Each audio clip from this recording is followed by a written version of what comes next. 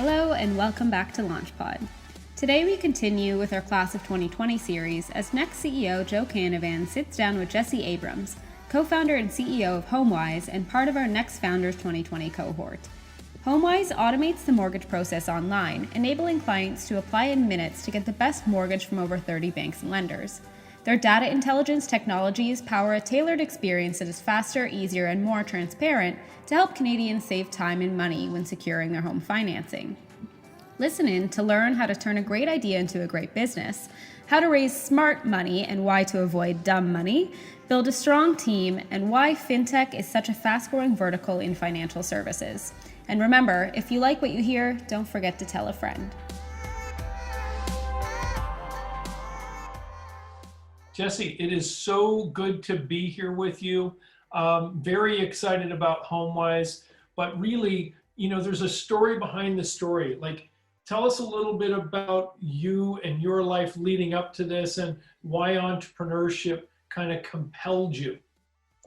Yeah, thanks so much for having me, Joe. I'm excited to chat with you as well. Homewise, we're a mortgage company. I'd love to say that mortgages were on my mind since I was a young kid, but it's plain not the case. It's not exactly something people dream of when they're a kid. But my whole background sort of led to this point. I worked in digital advertising and marketing, ended up actually running an agency, and one of our biggest clients was one of Canada's biggest banks, especially specifically on their mortgage business. And they came to us, we were a data agency, and they said, you know what, we really understand boomers, we really understand Gen Xers, but when it comes to first-time homebuyers for millennials, it's just not a demographic that we understand. So my company did a data study. We uncovered two really obvious things. One, first-time homebuyers really don't understand mortgages. And two, the way banks are talking to them makes them that much more confused. So the idea was to have a 30-something wearing a cotton shirt and khaki pants talking about mortgages for a minute. But 6 months later and a couple of VPs later, that turned into a suit. 6 months after that and a couple more VPs later, that turned into someone wearing a tie. And then finally, another 6 months after that, they said, why isn't that person more like Anderson Cooper, until the campaign was finally canceled. So learned a ton over that year and a half span about how slow moving the bank was, but also I got a good look under the hood about their mortgage process and how their main goal was to make as much money off their clients as possible. So when I actually bought my first house about a year later, I definitely knew I wasn't going to a big bank because I just knew it wasn't a process that was in the best interest of a first-time homebuyer. As a classic millennial, I went online first and I didn't find any good option other than rate aggregation sites that just really confused me. Tons of different rates to choose from. I'd get called by the lender saying, hey, you're not a high ratio mortgage, you're this, and I didn't even know what a high ratio mortgage was at that point. So confused me substantially. I then got introduced from a friend to a classic mortgage broker, with which I had about an hour and a half phone call. Then I got sent a 4-page Microsoft Word document to print, fill out, scan, and send back. And meanwhile, I didn't really have a printer at that point. So I had to call my parents and say, could you please print this for me? So classic, super slow moving at that point and confusing that I have to have an hour and a half phone call and print things out. Then I had a ton of back and forth, had to go meet this person in person. Then was told I'm with First National Credit Union at 2.49%. And I said, well, why? Didn't really have much information. Then had to go drive to Oakville to sign my forms with them. And it was a classic, holy moly, there's got to be a better way moment. And that's where the initial idea from Homewise came, that what a broken system and what a great opportunity to help home buyers across Canada just find a better way to get a mortgage. So if you were to define what makes Homewise special and unique relative to a Schedule A bank or a mortgage broker, what are the things that really set you apart in terms of your offering to a customer? Because this is something that everybody at some point in their life seems to go through. So this is an opportunity. This is a market with millions and millions of potential customers, and you're going to make it simpler for them. So help us understand that. For sure. The first thing I noticed in the industry is that there's a total lack of transparency. Yeah, digitization is amazing, automation is amazing. That's where the market's going, and that's the whole idea around our technology. But if you go to one bank, you basically get their one solution, and you don't really know if you're getting the best product even from them. Is it the best rate? Is it the best features? Will there be massive penalties if I ever have to break a mortgage? Then when you look at the classic broker marketplace, it's fairly disjointed. There's some at the top who are really great, but there's a lot of others who are just working other jobs at the same time. But even to that end, the classic broker is working with 2 to 3 lenders, maybe 4 on average. You don't really know if you're getting the best offer. There's no transparency into, hey, here's some options. So on our end, our big goal is to say, you know what, you're probably not a mortgage expert right off the bat. And even if you are, that's great. But we'll pull in your information, search through 30 different banks and lenders, and actually find you the best options for your specific needs, showing you an overview of who the lender is, what the rate is, and what the key features are that will actually help you save the most money, providing you that transparency, allowing you to apply online anytime 24/7, because hey, you know, a lot of banks are only open 9 to 5, but we know when you're looking for homes or in the mindset of looking for homes, it's probably not when you're sitting at your desk at work. So we're available all the time, but we also set up each member that signs up to our site with a personal advisor from our team. So as much as we have tech, we actually offer free advisors to support our clients through each step, completely unbiased, and helping them answer all the questions they might have. And in the end, saving the most money possible on their mortgage. And of course, saving a lot of confusion and hassle along the way. So you've simplified the process. You've basically eliminated the jargon. You've made things fully transparent. So you've got a really, really good idea. How did you know that good idea would translate into a really credible commercial business opportunity? Yeah, and let's talk, I guess, the entrepreneurial journey. I'm now 33, but when I was 26, I had a great idea. I tried to do it and didn't get anywhere because the idea might have been good, but the execution wasn't there. When I was 29, I tried another business. The execution wasn't there.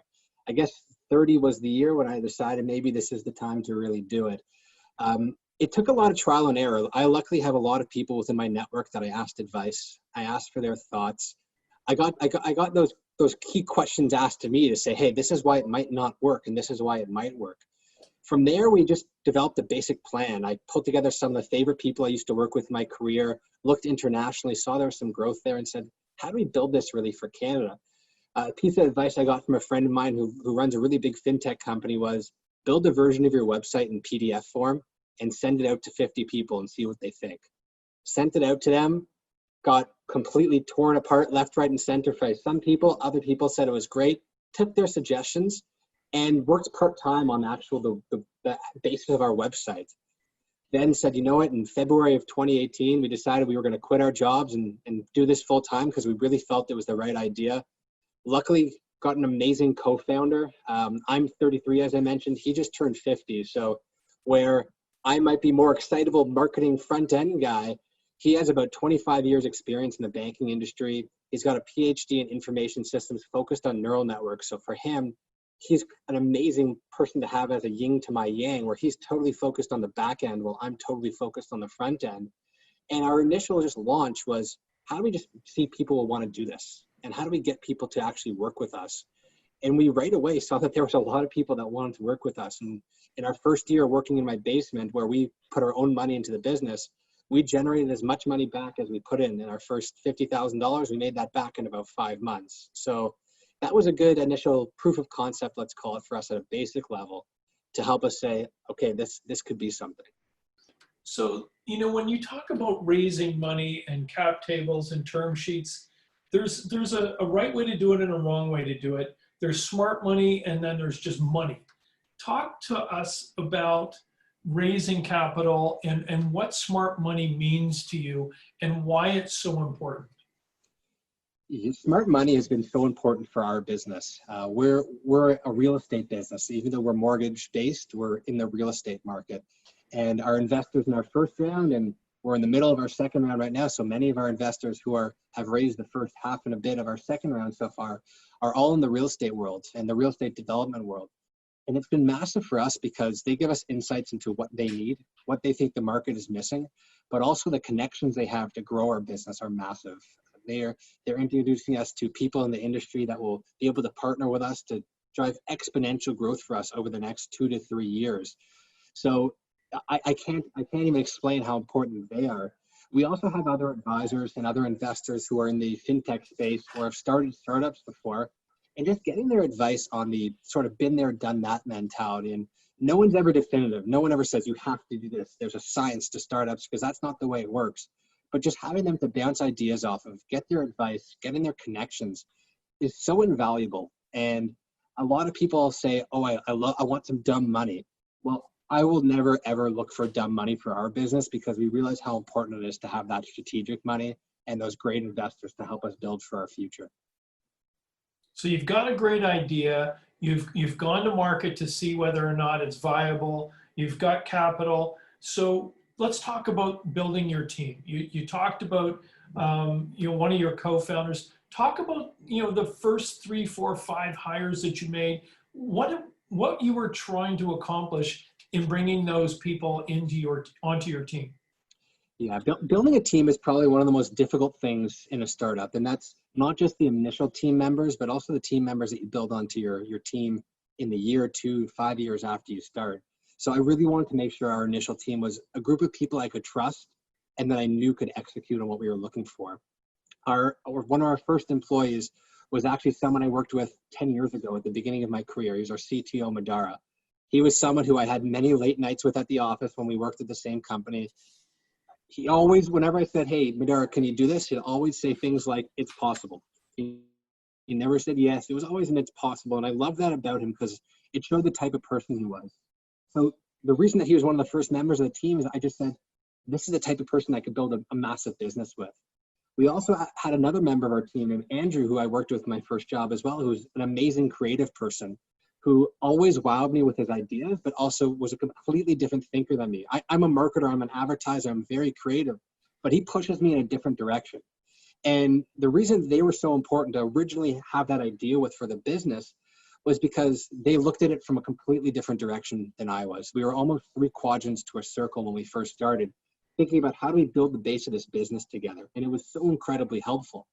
So they helped with the base, and there were people that were part of the business early on that might have come and gone because they just didn't fit the mold of what we were looking for, be it because their interests were not there, they didn't work hard enough, they didn't have that passion we had, because as some startup founders know, you work 70-hour weeks, and that's a good week. So that was a really important thing. Then we had to establish ourselves as a mortgage brokerage, and I brought on someone who I'd known for a very long part of my life, who got introduced to me by someone else, just saying, hey, why don't you speak to him? And it was a, wow, aha, I can't believe he does that moment. And his name was Evan Mintz. And Evan, he worked with me in my basement, tireless days and nights for a long time. And he was so integral to us starting our business. When we launched our business in February, about 3 weeks later, someone that Evan used to work with at his last company, Carlos Medeiros, who's now my co-founder, reached out to Evan and said, Evan, I hear you're working on this business. I love it. Would love to speak to your team. Meanwhile, Carlos comes with a CA, MBA, law degree, engineering degree, and PhD in information systems and neural networks. So when he wanted to speak to me in the base of my house, I was a little bit confused as to why. Because, well, we had nothing yet. We were not a real business. And we just hit it off. He said we had about an hour meeting that turned into a 5-hour meeting. He said, give me a chance, give me a month, let's work together. You don't have to give me any money. And I said, well, this makes no sense. Okay, let's try working with each other. And the relationship grew every single day. And we realized we couldn't be more different from our skill set, but our values were the same. Our view of the business was the same, even though, of course, we have different ways of looking at the business. But it was just such a perfect mix for us. And where I'm, again, the front end side, I'm focused on customer acquisition, building out the consumer model. He has really changed the way I look at the business and the way our team looks at the business, from being a customer acquisition digitization in the mortgage process to how do we use AI and machine learning to really change the way the post-purchase model is done for home buying. And as we've built out our team from there, it's really been focused on how do we find smart people who have complementary skills that might be different than the people at the top of the business or complementary to the people all surrounding the business, so that we continually build as fast as we need to build to have a highly successful business that is on a high growth trajectory. So Jesse, you're working out of your basement. You've attracted significant talent. You're not taking a salary. You're newly married. I mean, this is a high stress, challenging period of your life. And then you get hit with a pandemic and a global financial crisis. But often in times of economic uncertainty, there's massive opportunity. How has this uncertainty translated into opportunity for you and your partners in HomeWise? For sure. And it's funny, you mentioned working in the basement and being a little bit frugal. We put our money into the business ourselves off the start. We luckily raised a pre-seed round in November 2018. started raising our seed round in February of 2020 and got about half of it through the door, but then COVID hit. We actually started raising around at the end of February, not exactly the most ideal time, but luckily we had a lead investor who came in from our previous group, who's been an incredible part of our team. And COVID really scared us because it directly affected the housing market and it directly affected what we thought our growth trajectory was going to be for the year. But when we all went home on that fateful Friday, as many companies did, we didn't skip a beat.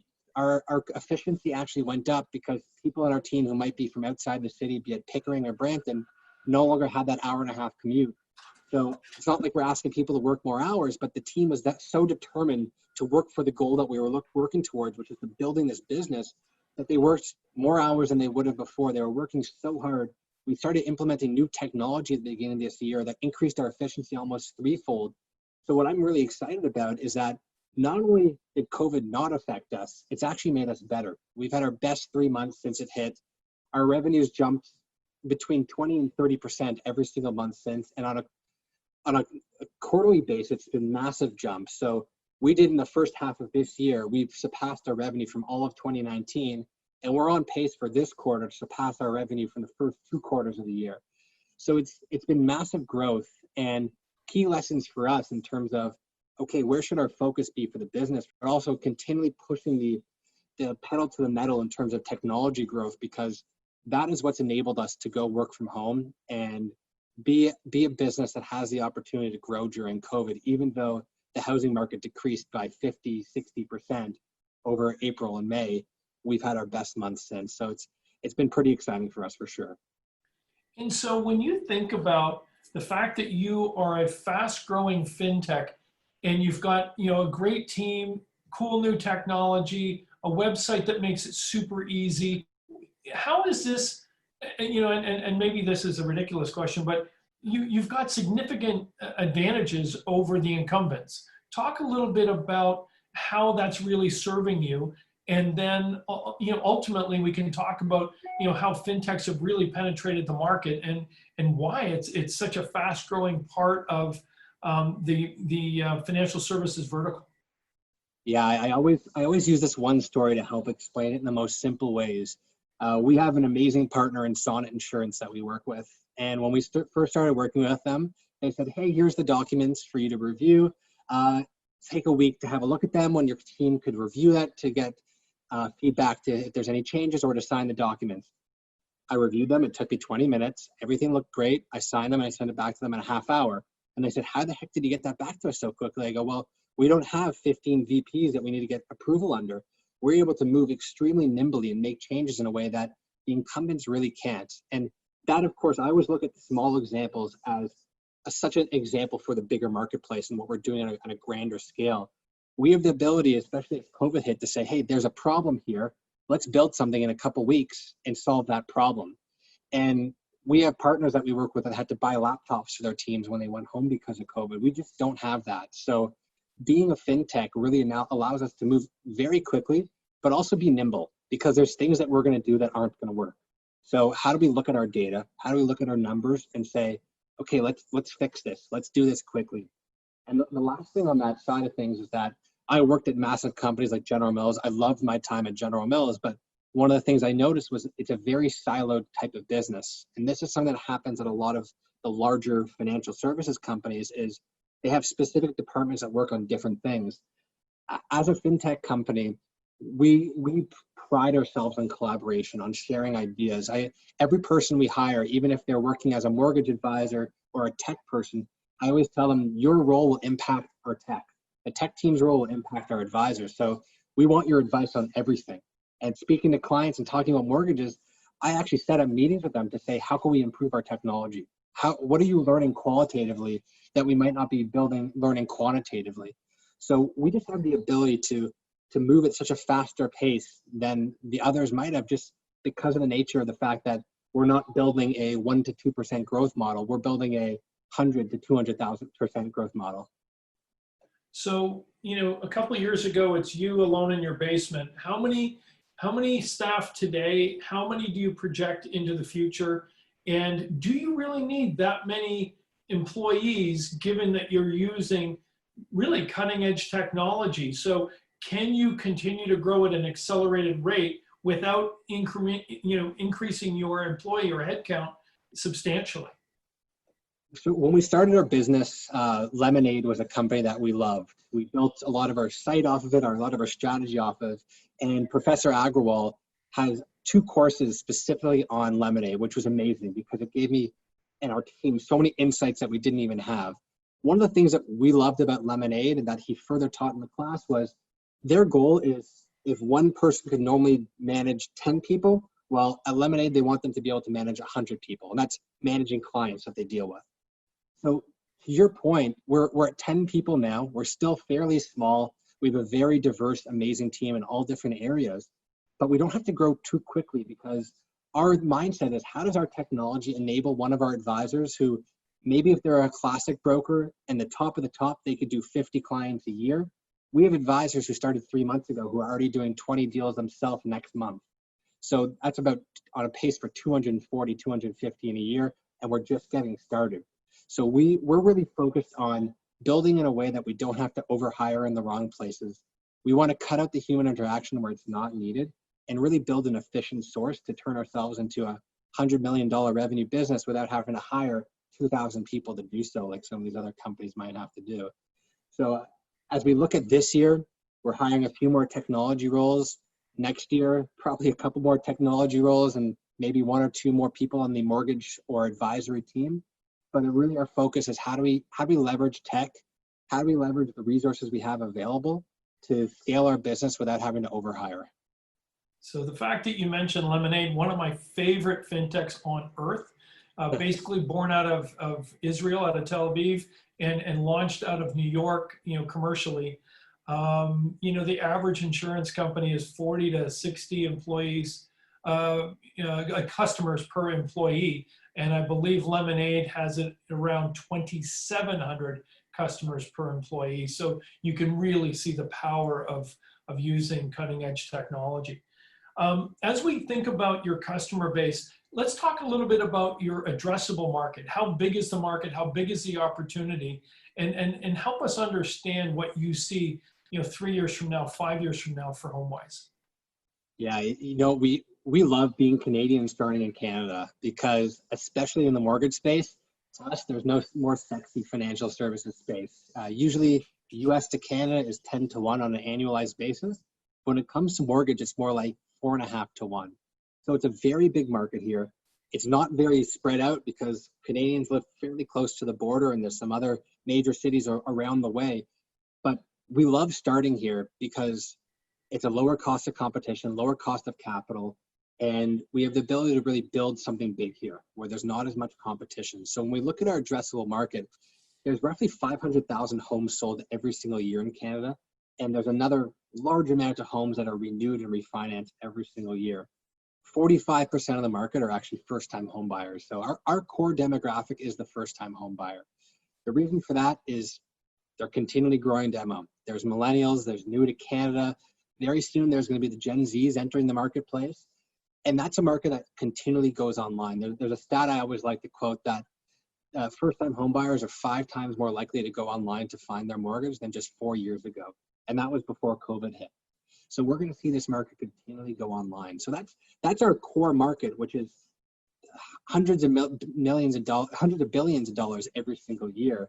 But from there, we want to focus on our beachhead, our core market off the bat, and then expand to refinance, switch, other services that we could add into the equation. And when we look at ourselves 3 years from now, we really want to own a lot more of the post-purchase process. And we've currently partnered with companies like Sonnet Insurance and Deeded to do so we can offer insurance, a real estate lawyer, all through our platform.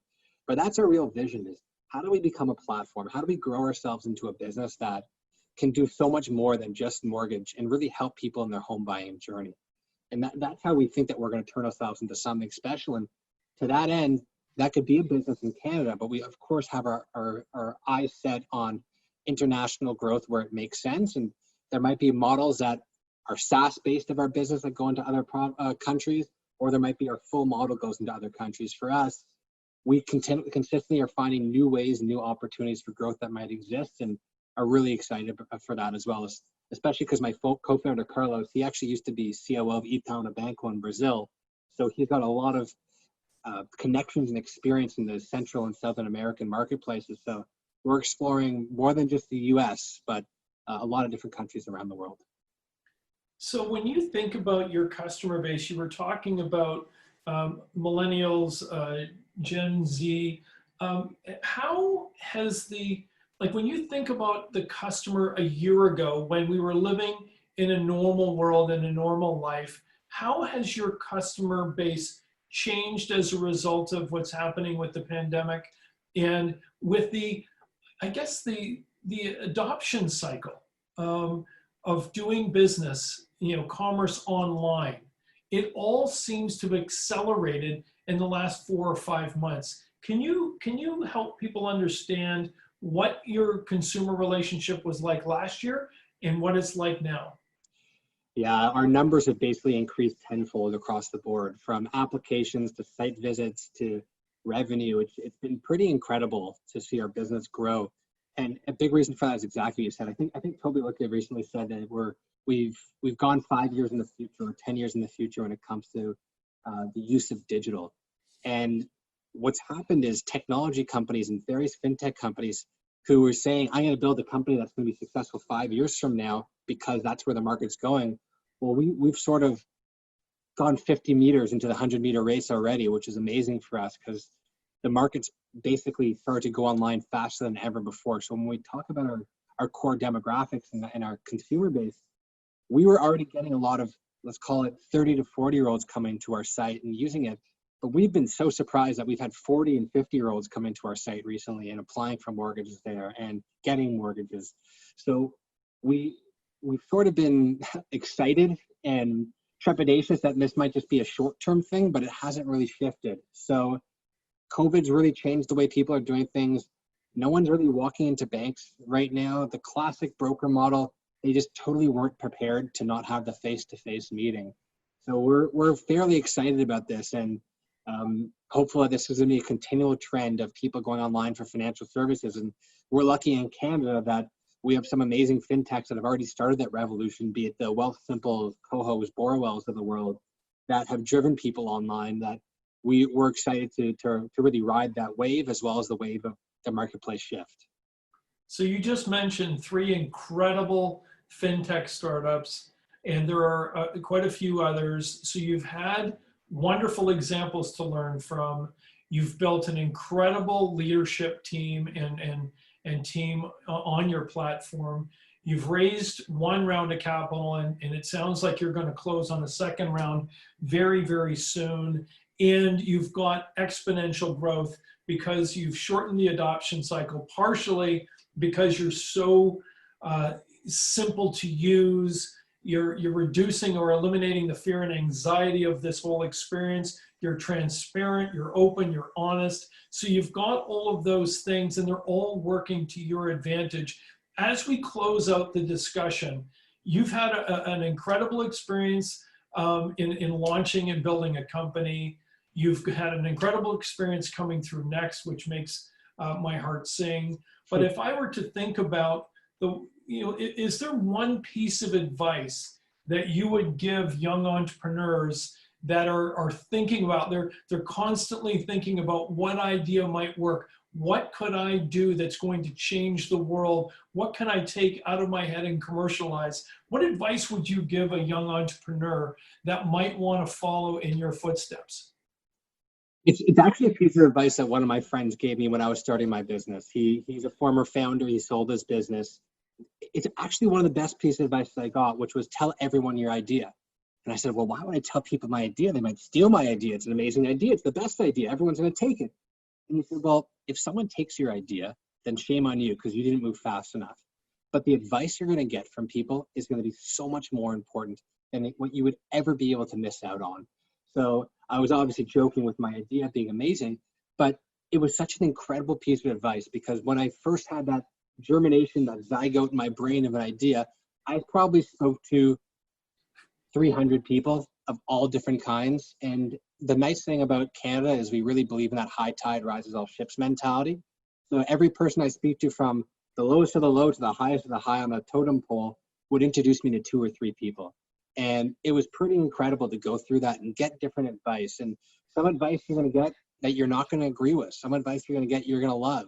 But the importance is to realize that all that advice is going to help you realize, okay, is this something that you really, really want to do? Because you can't start a business unless you're fully committed to it. And that was really a key lesson for me. And that was advice I got from people as well, is like, hey, you're running this business, you're working crazy hours. I'm big into charity as well. So I ran a couple of charity fundraisers and I'm part of a couple of charity boards. People always said, hey, you're too busy. How are you going to do this? You mentioned, funnily, I got married right around the time we started the business and had my first kid in January of this year. There's so many busy things that could be happening in your life, but having those conversations really gave me the confidence that not only was the idea something I was passionate about and really wanted to work on, but I had the tools to get me to that base level to get started. And it's something that I'll keep telling to everyone else, is just tell people your idea and get their thoughts and get their advice, because you never know where it might go. The guy who made the suit for my wedding and introduced me to one of our biggest investors. So you never know where each story is going to go for you. I love it. You know what I love? I love that you reached out to dozens, if not hundreds of people, and you solicited their feedback. They made time for you. They answered your questions honestly, whether you wanted the honest answer or not, or you liked the answer you got or not. It served you, it helped you. And I can just tell, because of your nature, because of your character, that as you continue to build your business, as you continue to grow your company, you're going to help the future entrepreneurs as they come to you for advice, for some kind of an insight, and share your wisdom. I just know that you're one of those people that's going to do that, and that impresses the heck out of me. I think in closing, I just want to say how fortunate we all are to have you and people like you who are willing to take the risk, to put it all on the line, to work for free out of your basement, to build a company, to commercialize an idea, to make our country better and stronger, more efficient and more prosperous. You're going to be employing lots of people. You're going to be creating a lot of opportunity for your customer base. You're going to create wealth for your investor base. These are all the things that I think are happening in Canada right now that we as Canadians need to be aware of. This is a very powerful and important time for Canada.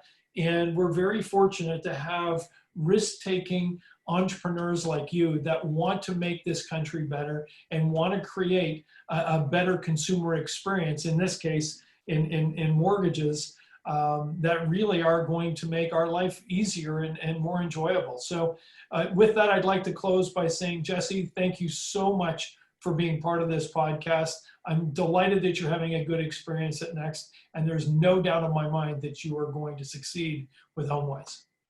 Thank you so much, Joe. I really appreciate all those overly kind words. And again, to anyone listening who's considering being part of Next Canada, Next Founders, it's been amazing. Next 36, Next AI, it's been amazing. I can't say anything but great things about it. And if you need to ever speak to me to get my thoughts on it, send me a message anytime. I'm happy to tell you why it's one of the best decisions we've made as a startup. So thank you, Joe, and thanks to the Next Canada team as well.